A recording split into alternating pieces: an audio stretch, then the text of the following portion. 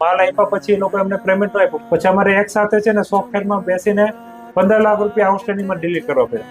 15 લાખ રૂપિયાની નુકસાની કરી. 15 લાખની નુકસાની ગઈ લોકોને ઉધારી દેતા દેતા. જ્યારે અમે બિઝનેસની શરૂઆત કરી ને ત્યારે અમે જ્યારે માર્કેટની અંદર અમારી પ્રોડક્ટને લઈને ગયા તો એ સામેવાળા એક્સેપ્ટ કરવા માટે તૈયાર જ નહોતા. એ લોકો કે તમારું પેકેજિંગ બરાબર નથી, પ્રોડક્ટ બરાબર નથી, તમારું નવી બ્રાન્ડ છે, અમારે ત્યાં ઓલરેડી બધું સેટ છે. તો એ લોકો હર હંમેશા પ્રોડક્ટને ડિઝાઇન કરતા હતા. તો અમે ત્યારે એવું સ્કીમ લાવ્યા કે તમે અત્યારે અમારો સ્ટોક રાખો, તમારે માલ વેચે ત્યારે અમને પેમેન્ટ આપવાનું, નકર અમને પેમેન્ટ આપવાનું નહીં, અમે પાછો માલ લઈ લેશું, અમારે પિલો લઈ લેશું. એમ કરતા કરતા માર્કેટની અંદર સારી એવી ઉધારી થઈ ગઈ.